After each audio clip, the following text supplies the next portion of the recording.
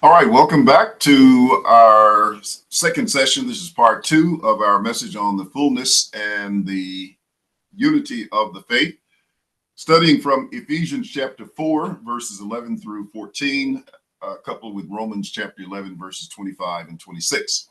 Now, when we left off in the previous lesson, we spoke about the time of the seventh angel sounding, which is found in Revelation chapter 10.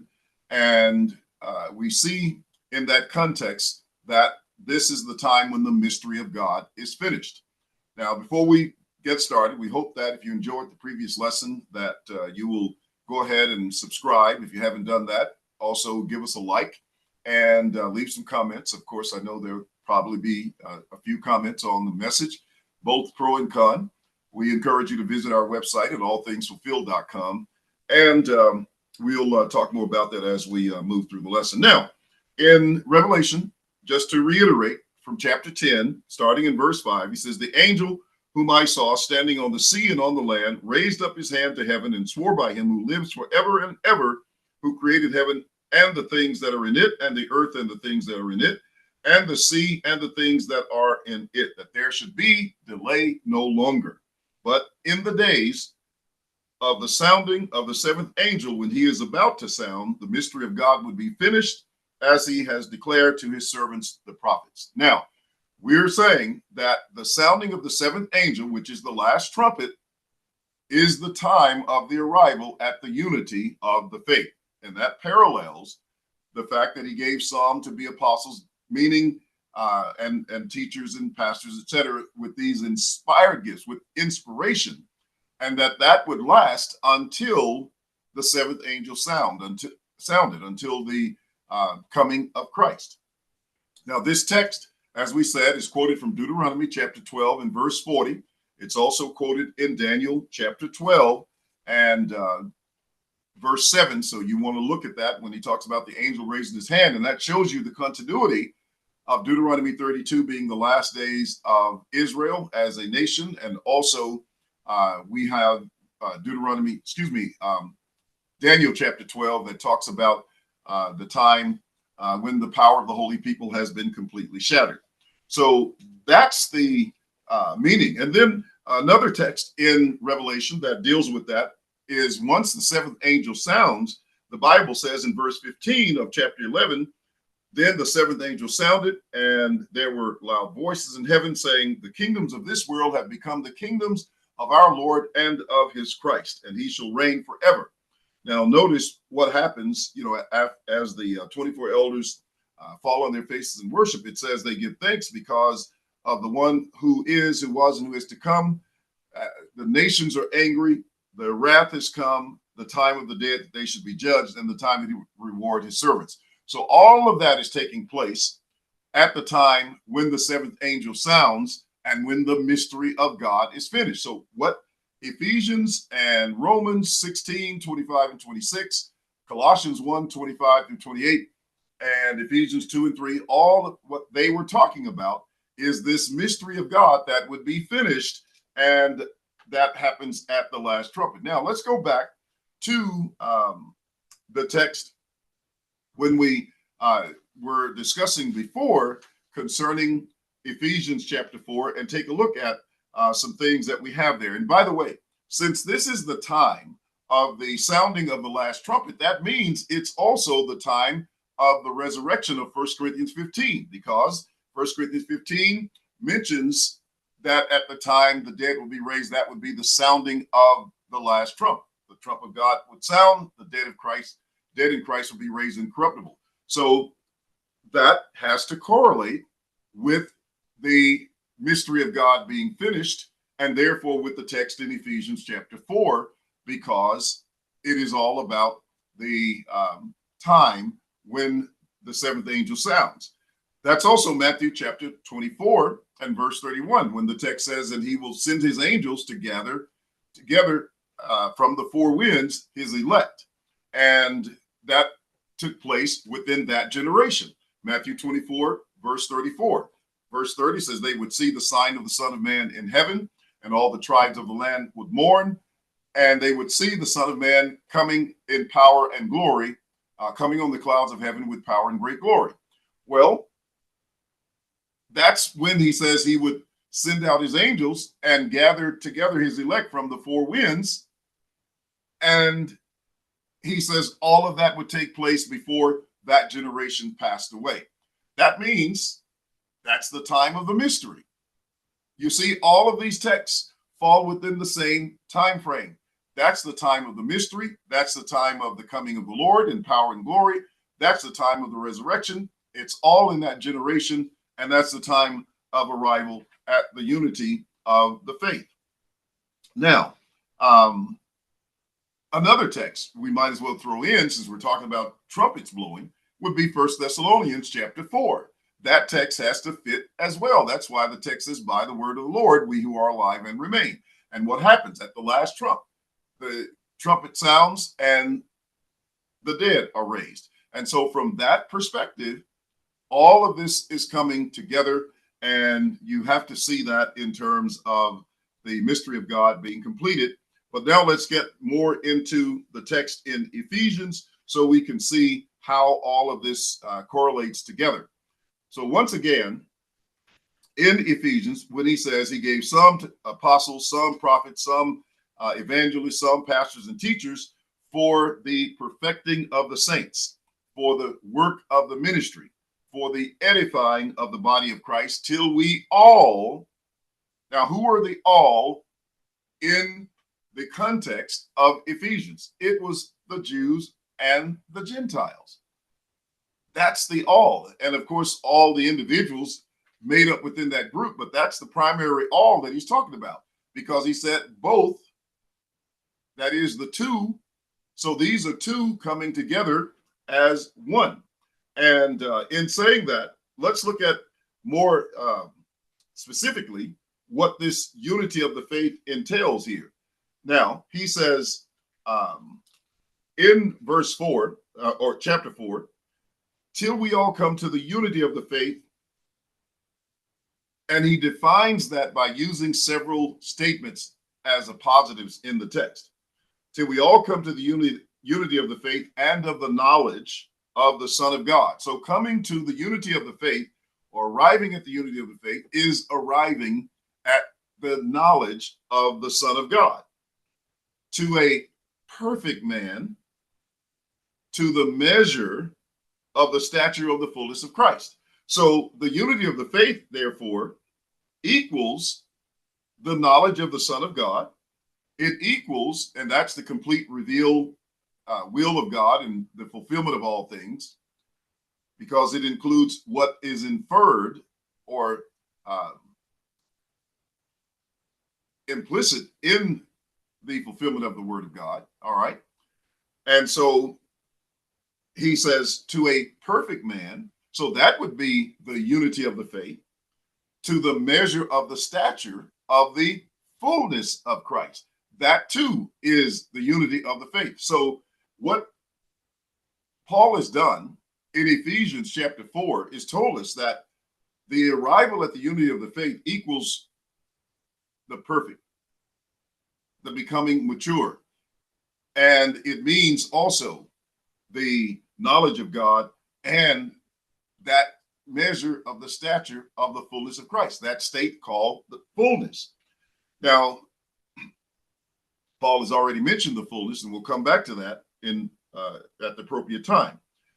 But he also says there was a purpose for bringing them to this state of maturity.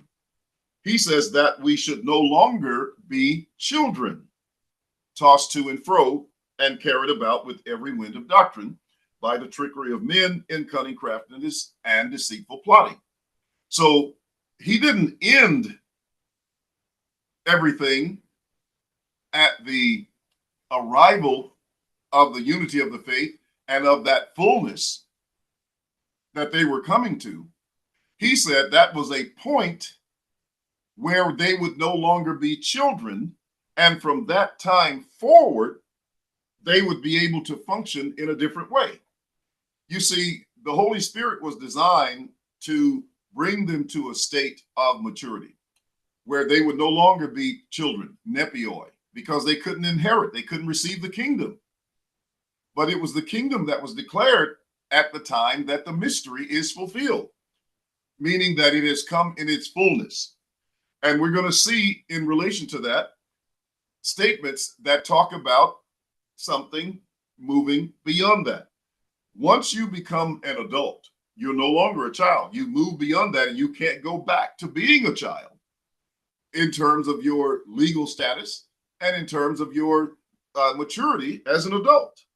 Now, the text says that we will no longer be children. So now they're functioning as adults and not carried about, but now they're speaking the truth in love, growing up in all things to him who is the head, Christ, from whom the whole body, joined and knit together by what every joint supplies, according to its effective working, by which every part does its share, causing growth of the body for the edifying of itself in love. Now, we've seen, therefore, that the arrival at the unity of the faith is Jew and Gentile in one body, and that being consummated. That process began through the work of the cross, not at the time of the cross, but through the cross, Ephesians chapter 2. But it was a process that had to be completed. Remember, the Gentiles came in later than the Jews, and so they couldn't be unified until you had both groups in to reconcile them. But something else that is important regarding this is when we turn to Romans, we have to see Romans in this same light. And there are those who want to interpret the fullness in Romans differently than they interpret the fullness in Ephesians 4 and verse 14. Now let's look at, or at least verse 13. Let's look at Romans chapter 11 and note something. Paul used fullness a couple of times in Romans, just like he did in Ephesians. In Romans 11, starting around verse, let's say verse 11, Paul said, I say then, have they stumbled that they should fall? Now he's talking about the Jews. Certainly not. But through their fall, to provoke them to jealousy, watch this now, salvation has come to the Gentiles. So Paul is saying, through the fall of the Jews, salvation has come to the Gentiles. So that's his point in the text. It's salvation coming to the Gentiles. Then he says, now if their fall, that's the Jews again, is riches for the world. So he has the word riches there. So now salvation and riches are the same thing, or referring to the same thing that the Gentiles receive in the text. Now, if their fall, the Jews' fall, is riches for the world being the Gentiles, and therefore riches referring back to the salvation. And then he couples that by saying, and their failure, that's the failure of the Jews, riches for the Gentiles. You see how he repeats that? How much more their fullness. Now, he's speaking, in my understanding, of the fullness of the Gentiles. How much more their fullness, or excuse me, of the fullness of Israel. So he's saying, now if their fall is riches for the world and their failure riches for the Gentiles, how much more Israel's fullness? So now we're talking about the fullness of Israel, and he's saying that that is caused by the fall or the failure of the Gentiles, and it is in that riches of the Gentiles that Israel's fullness comes about. So through the Gentile salvation, Israel's fullness or salvation comes about. That's how Israel, all Israel, is saved, because their numbers are diminishing. And when I say their numbers, I'm saying not so much that he's focusing on a number, but I'm saying because they're not all coming to the faith and believing in God, so the Gentiles come in to make up what is lacking among them from that perspective. And so he tells you, verse 14, for I speak to you Gentiles, or 13, inasmuch as I am the apostle to the Gentiles, I magnify my ministry, if by any means I may provoke to jealousy those who are my flesh and save some of them. You see, not all of the Jews were going to be saved. And so he said, in order for this to become the salvation of all Jew and Gentile, the Gentiles make up that difference where Israel lacked. For if they're being cast away is the reconciling of the world, that's the Gentiles again, what will their acceptance be? Watch, but life from the dead. What is life from the dead? Life from the dead is salvation. So in each case, it's salvation for the Gentiles and it's salvation for the Jews. But notice he had just called the fullness of the Jews, or just mentioned the failure of the Gentiles was the fullness of the Jews. But now he says it's life for the dead of the Jews. So the fullness is life from the dead. It's their salvation. It's not a number. So when you look in Romans chapter 11, verse 25, when he says, for I do not desire, brethren, that you should be ignorant of this what? Of this mystery. You see, we're still talking about Jew and Gentile coming to the unity of the faith. That you should be ignorant of this mystery, lest you should be wise in your own opinion. That blindness in part has happened to Israel. And it doesn't mean their blindness would end until the fullness of the Gentiles come in. What fullness had he spoken about? Fullness for Israel means life from the dead. Well, why doesn't fullness for the Gentiles mean life from the dead as well? That's how they arrive at the unity of the faith. They both have life from the dead, and it has nothing to do with a number. Notice he says, the deliverer will come out of Zion, and he will turn away ungodliness from Jacob. That's their sins. That's their death.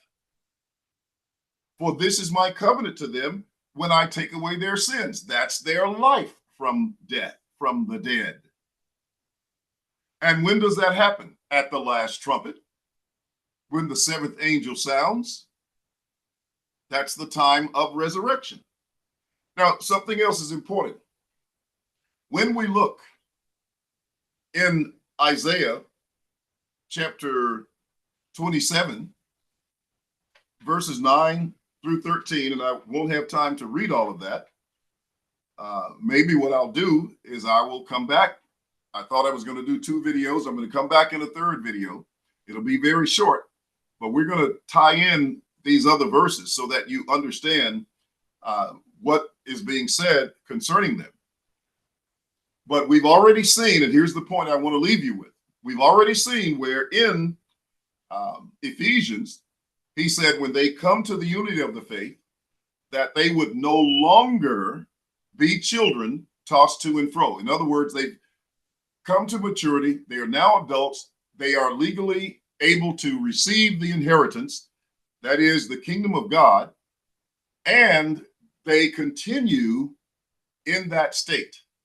As a matter of fact, in Revelation chapter 5 and verse 10, it says that they reign, and they reign on earth in the kingdom.